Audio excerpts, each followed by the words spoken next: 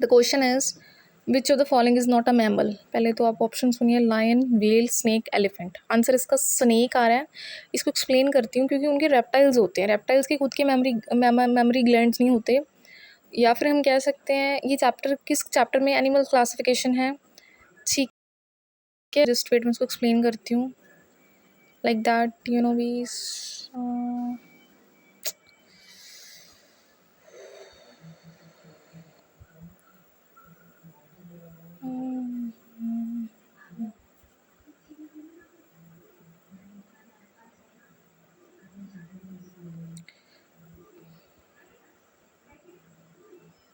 Reptiles को देखो, ये रहा ये ना कुछ वर्टिब्रेट्स के होते हैं, एक तरह की इनकी बैकबोन होती है, स्पाइन होती है फिश की तरह, जैसे हम पता नहीं जैसे फिश होती है बिल्कुल पीछे पूंछ होती छोटी सी, और इनके वर्ड्स और एम्बिफियंस होते हैं। मैं साइंस ना भूल गई हूँ यार, sorry for that. Dry skin होती है बिल्कुल इनकी, जैसे छिपकलियों को देखा ना वैसी इनकी स्किन बहुत ड्राई होती है। और इनमें कुछ ना आउटर एपिडर्मिस होते हैं जो कि स्क्यूट्स भी होते हैं, जो स्किन में बहुत डीप होते हैं, उनको डर्मिस बोलते हैं। और इसमें एक बोन होती है, उसको बोलते हैं ओस्टियोडर्म्स।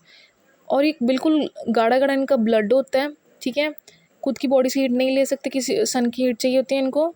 लंग से जो लंग्स से वो करते हैं, ब्रीथ करते हैं, ठीक है। और रिप्रोडक्शन की अगर बात करें तो मतलब ये शेल में वो करते हैं, पता ही है हमें, ठीक है। और वो मतलब उनके एक छोटे छोटे एग्स होते हैं।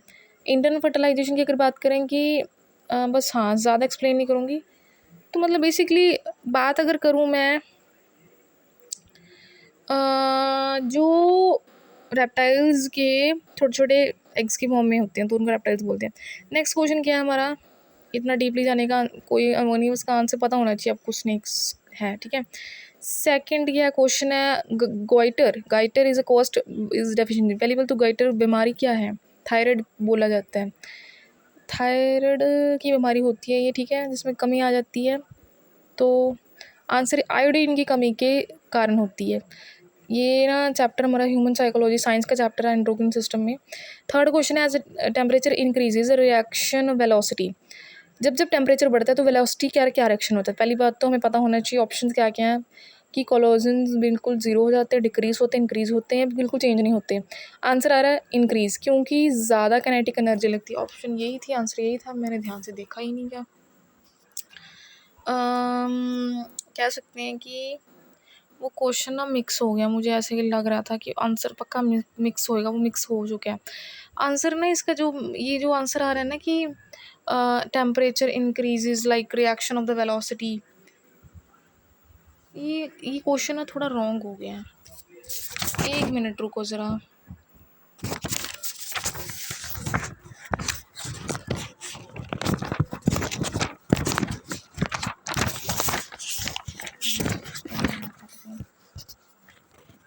हाँ, इसका आंसर देखती हूँ, जस्ट वेट। मैं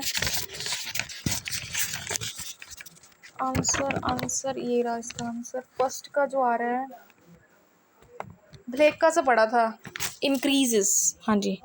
क्योंकि किनेटिक एनर्जी होती है, इसमें ज़्यादा कोलोजन होते हैं, फास्टर टाइम से रिएक्शन करते हैं। अब इसको आप पूछोगे कि कोलोजन क्या होता है, ये मुझे नहीं पता, सॉरी फॉर दैट।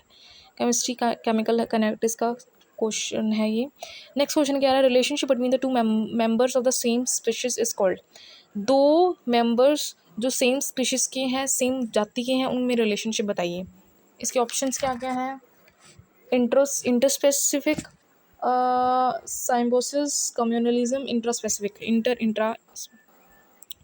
इसका आंसर क्या आ रहा है, इसका आंसर भी देखते हैं। इसका आंसर आ रहा है कम्युनलिज्म आंसर आ रहा है। मैंने ऑप्शन ही नहीं बोला, आंसर ही नहीं दिया उन्होंने। इसका आंसर वैसे कम्युनलिज्म आएगा, क्या आएगा, कम्युनलिज्म, ठीक है। नेक्स्ट क्वेश्चन क्या आ रहा है कि कौन कौन से जो वायरसेस होते हैं,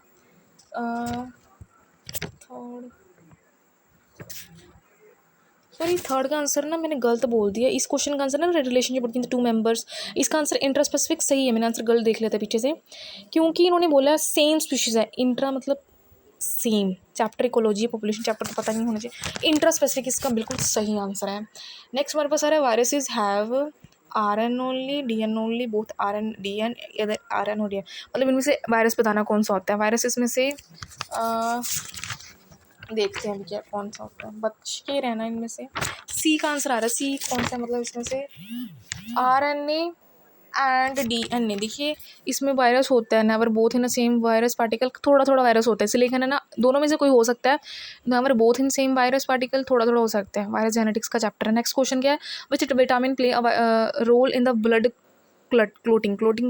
ब्लड जब क्लोट करता है ना, तो इसका आंसर क्या है, किस विटामिन में ब्लड क्लोटिंग होती है। के में बोली जा रही है, के आंसर सही है इसका, चेक करते हैं अभी, चेक करते हैं। फोर्थ का हमारा केस बिल्कुल सही है। तो क्योंकि लीवर में क्लॉटिंग होती है, जिसकी वजह से सिंथेसाइज क्लॉटिंग फैक्टर्स हो जाते हैं लीवर के अंदर, ठीक है। तो के विटामिन के कमी से ब्लड क्लॉटिंग होती है। ब्लड क्लॉटिंग क्या होता है मुझे नहीं पता, इसके लिए भी फिर से sorry. Who is the vice chancellor of the Punjabi university. हाँ जी, कौन है, हमारे पता होना चाहिए। तो कौन सी पंजाबी यूनिवर्सिटी मेंशन की नहीं है, ना पटियाला ना चंडीगढ़। तो हमारा नेक्स्ट आंसर जो मैं चेक करती हूँ अभी, ये साइंस का क्वेश्चन नहीं है, पहले जो करवाएंगे वो साइंस के क्वेश्चन है। आंसर आ रहा है जी, वाह। आंसर इसका क्या आ रहा है, नन ऑफ दीज क्यों बोल रहे हैं, इनको पता ही नहीं है, इतना नहीं पता गा। चलो कोई बात नहीं, हम ऑप्शन में से देख लेते हैं, आंसर में से देख लेते हैं। फिफ्थ का आंसर क्या आ रहा है, प्रोफेसर MM पुरी जी बोल रहे हैं, प्रोफेसर MM पुरी जी बोल रहे हैं, ठीक है। करंट अफेयर का क्वेश्चन स्टार्ट हो गया। नेक्स्ट हमारे फिर साइंस का क्वेश्चन आ रहा है, winding a watch is actually the process of storing. कहते हैं जब वॉच वाइंडिंग होती है, घूमती है, नहीं वाइंडिंग का मतलब ना वो नहीं होता, वॉच को जब हम वाइंड करते हैं वो स्टोरिंग का प्रोसेस होता है। मतलब इसमें जो ऑप्शन दे रखे हैं, electrical, pressure, kinetic, potential energy. Answer इसका आ रहा है पोटेंशियल एनर्जी, सही है। चेक करते हैं, जस्ट वेट एंड वॉच। मेरा कहाँ गया,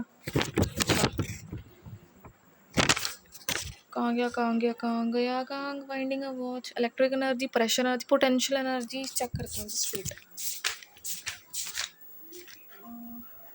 31st का 31st का डी पोटेंशियल एनर्जी है। पोटेंशियल एनर्जी आंसर बिल्कुल सही है वाइंडिंग अ वॉच का, क्योंकि इन्होंने बोला कि जो मेन स्प्रिंग होता है ना, वो इलास्टिक पोटेंशियल एनर्जी करता है। फिजिक्स का आंसर है ये ना। वॉच वो बताइए जो हमारी स्टॉप वॉच होती है ना, उसके बारे में बताया गया है। तो उसका वो पोटेंशियल एनर्जी को स्टोर करती है। उसका जो स्प्रिंग होता है ना, वो स्टोर क्या करता है, इलास्टिक पोटेंशियल एनर्जी को, ठीक है।